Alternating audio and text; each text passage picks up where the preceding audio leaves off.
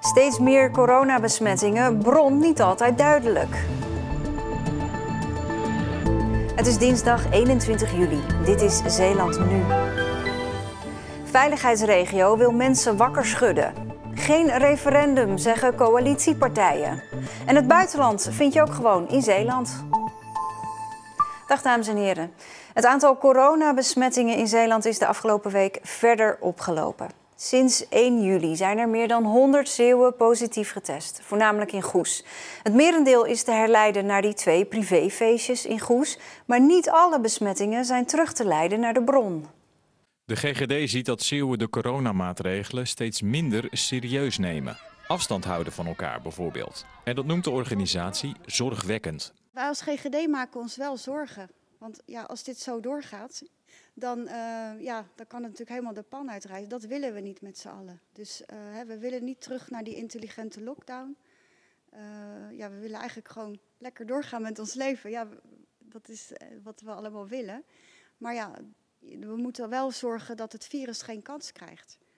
Vorige week werd bekend dat er een corona-uitbraak in Goes was. En afgelopen weekend kwam Cadzand-Bad in het nieuws, omdat er 12 Belgische toeristen het virus hadden meegenomen naar Zeeland.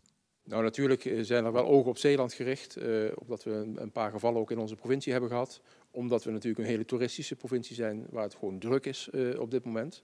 Maar ik denk dat het beeld wat we in Zeeland op dit moment zien, niet afwijkt van het landelijke beeld wat het RIVM vandaag weer gepresenteerd heeft. Moeten we dan niet op den duur zeggen, er zijn te veel toeristen? Zeeland op slot bijvoorbeeld. Nee, ik denk als wij de regels naleven die we met elkaar hebben afgesproken, dan kunnen we dat virus in bedwang houden. En dat is waar we op dit moment op moeten inzetten.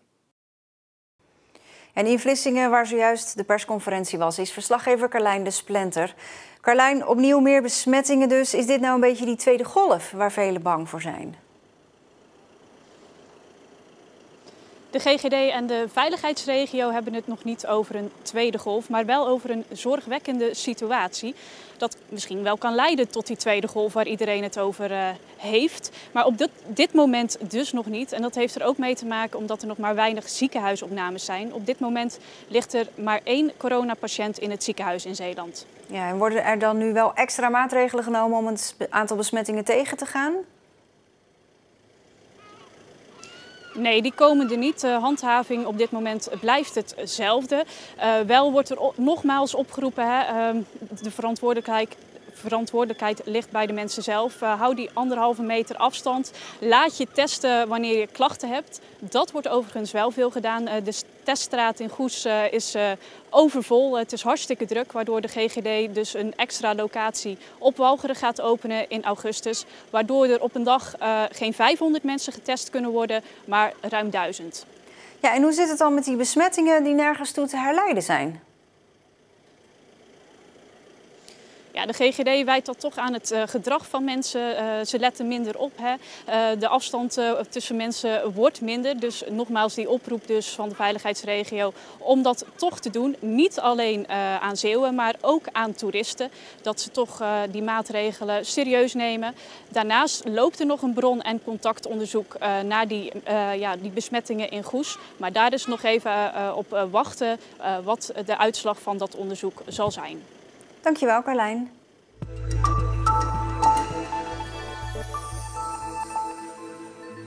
De Zeeuwse coalitiepartijen zien niets in een referendum over het compensatiepakket voor de marinierskazerne. Stichting Zeeland Tolvrij wil dat de Zeeuwen zich over het pakket kunnen uitspreken. Maar 2 van de 4 coalitiepartijen zeggen nu al een eventuele referendumuitslag naast zich neer te zullen leggen. Provinciale Staten van Zeeland gingen op 10 juli akkoord met het compensatiepakket dat Zeeland krijgt voor het niet doorgaan van de marinierskazerne. Een tolvrije Westerschelde-tunnel zit daar niet bij. En een motie om een referendum hierover te houden werd weggestemd. De grote meerderheid in Provinciale Staten heeft gezegd nee, dat gaan we niet doen. Er is een akkoord met het Rijk, de gemeente Vlissingen en de provincie Zeeland over het pakket Wientjes. En de coalitiepartijen hebben weinig zin om dat moeizaam bereikte akkoord op losse schroeven te zetten. Maar Stichting Zeeland Tolvrij wil een referendum onder de Zeeuwen houden over dat compensatiepakket. Niet doen, zeggen de coalitiepartijen. Want het is onhaalbaar en veel te duur. Het is niet zo erg te verwachten dat dit als extraatje erbij komt. Het gaat dan om een bedrag van 400 miljoen, terwijl het hele compensatiepakket 650 miljoen is.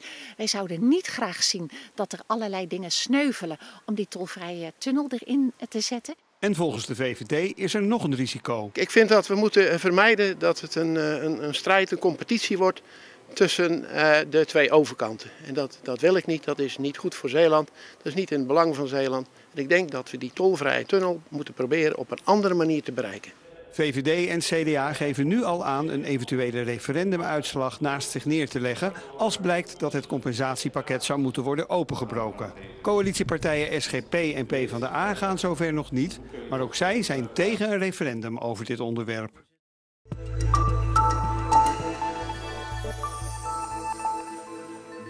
Hygiëne is belangrijk en van levensbelang wanneer er een dodelijk virus rondwaart. Magda Geluk uit Capelle is schoonmaker in verpleeghuis Ter Wil in Goes. De afgelopen maanden werkte ze hard om de afdeling waar coronapatiënten lagen schoon te maken. In benauwende werkkleding en volgens een strikt protocol. Normaal doe ik eigenlijk 2 paar over elkaar, want dit zweet ontzettend. En als ik die nu uit zou doen, dan zijn heel mijn handen nat en kan ik geen nieuwe aandoen. En zo werkt u er dan de hele dag? Zo werk ik de hele dag. Magda Geluk uit Capelle toont ons nog even de outfit waarin ze tijdens de coronacrisis haar werk moest doen. Het viel haar zwaar. Heel pittig, ja, dat is echt ontzettend warm. En nu hebben we nog ineens echt zomerse temperaturen gehad. Als je echt een hittegolf hebt, dan dan ben je blij dat het uit kan. In die weken ga je gewoon door, want iedereen moet werken en iedereen gaat door. Iedereen op die afdeling werkt door, dus jij doet dat ook. En ja, toen we daarvan afgingen, dat al die kleding uit mocht, toen merkte ik pas hoe moe ik was. 7 dagen per week ging ze er schrobben en dweilen. Desinfectiemiddel gebruik je dan nog extra. Maar voor de rest eigenlijk gebruiken we wat we normaal gebruiken. Contactpunten, zoals de deurknoppen, de lichtknopjes, de leuningen in de gangen waar de mensen langs lopen, die worden extra wel meegenomen en ontsmet.